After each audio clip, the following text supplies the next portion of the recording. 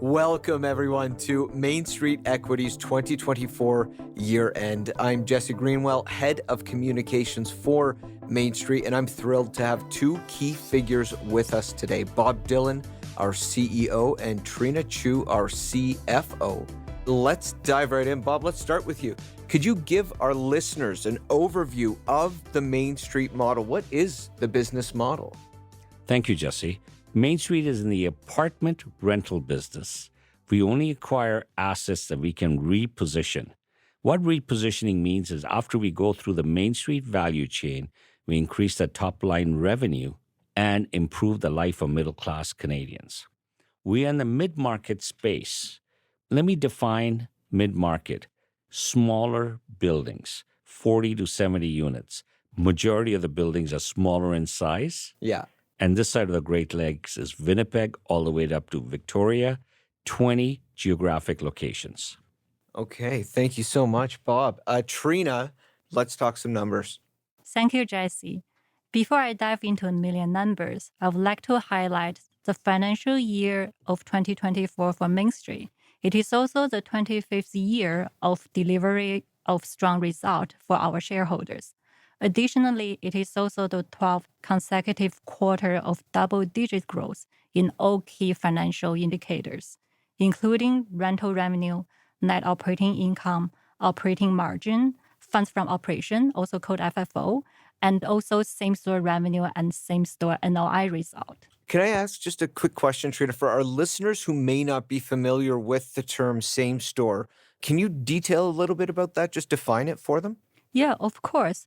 So if you peel the onion, think of Mainstreet's growth into two different layers. The first layer is Mainstreet can grow our bottom line result by adding more units to the portfolio. So this is the first layer. And if you think of the second layer on the existing buildings, we can continuously improve the operating result of the existing building. This is where we pull in the same store growth component. So the same store result simply compares the same number of apartment units year over year, just looking at on the same asset base, what is the operating result for the portfolio. Okay. Thank you. Appreciate that. Thank you. So I'll start with the top-line revenue numbers. In 2024, our top-line revenue increased 19% to $215 million from $210 million last year. On the same store base, our revenue increased 12%. So the net operating income on overall base had increased 22% to $116 million compared to $131 million last year.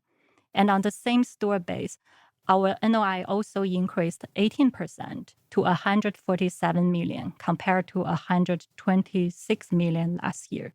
So the strong financial result has actually resulted in operating margin improvement. On overall basis, our operating margin increased from 60% last year to 64% this year, which includes a 14% of portfolio under stabilization and reposition program. And on the same store base, our operating margin actually increased by 300 basis points from 63% to 66% this year. Another important financial indicator is FFO, or FFO per share. So this is where we measure the operating cash flow after paying for G&A expenses, after paying for mortgages. So our FFO before current income tax increased 33%. 33%? Yes, our FFO before income tax is $91 million. And even FFO after current income tax improved by 23% to $84 million, which translates into $9.09 FFO per share compared to $7.37 last year. So this is actually a remarkable year of growth. And a quick operational update. Our overall vacancy has improved to 3.2% from 4.5% last year. On the same store size, vacancy stayed at 3.1% compared to 4.2% last year. So this has been all achieved based on a $3.4 billion asset, which is our appraised value. So I'll pass back to Bob. Wow. Well, thank you so much, Trina. And yeah, let's pass back to Bob. Bob, where's the puck going?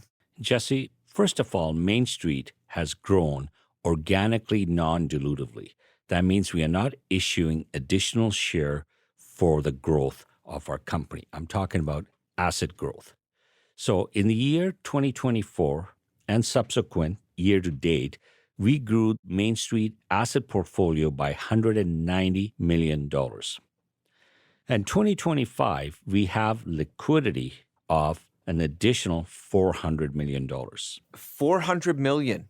Yes, $400 million. Wow. And again, we are going to grow non-dilutive.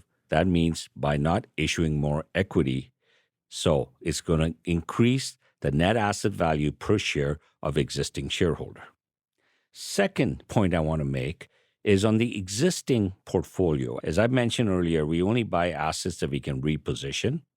So there's approximately $52 million of NOI catch-up through repositioning existing assets, that's renovation, or taking rents to market rents. That means some buildings, there are 20-30% of the building has old rents and we're waiting for the units to churn. So that's a big driver of the same store NOI growth is $52 million. That is the low-hanging fruit. Third phenomena, which is a recent phenomena happening in inner city locations right across our geographic platforms, is the changing of density and zoning. So the land values are going to considerably increase if density and zoning has been changed, and we have access land on some of our assets that we can subdivide these pieces of land. That's going to be additional assets on a balance sheet that is basically clear title. That's, again, organic, non-dilutive growth to our present shareholder. So these are the three big drivers I like to recap. One is $400 million in liquidity to grow the asset, the $52 million NOI catch-up on existing platform, taking rents to market and repositioning recent acquisition, which is around 14% of the portfolio, is what we define as unstabilized. And three, our ability to extract additional pieces of land because of the density and zoning changes that's happening right across all major urban centers in Canada. Okay, Bob, thank you so much. All of this is great, but I have to ask, what are the challenges? The three big challenges are inflation, taxes, and interest rates. Taxes are broken down to carbon taxes, property taxes, and now Main Street is paying income taxes because of our great performance year over year. Inflation, needless to say, every line of operating costs is going up, from labor, etc. And interest rates. We've got lucky on the interest rates, but it is a number one cost driver because most of our debt was locked in for 10 years. And today we have average interest rates of 2.9% with average maturity of 4.77%. And now interest rates are declining and our existing portfolio that's going to come from maturity looks pretty good. I want to say one more thing. Year to date, we have approximately 18,500 apartment units. And out of those 18,500 apartment units, 14% are the recent acquisition that's going through restabilization. Very interesting. Well, I want to thank you both for coming and sharing these numbers with us, with our listeners. For anyone looking for more information on Main Street, go to mainst.biz/investors. That's mainst.biz/investors. You'll be able to find everything you're looking for there, from investor presentations, previous reports. But again, thank you so much for listening, and we wish you all a wonderful holiday season ahead. Main Street's 2024 Year in Review.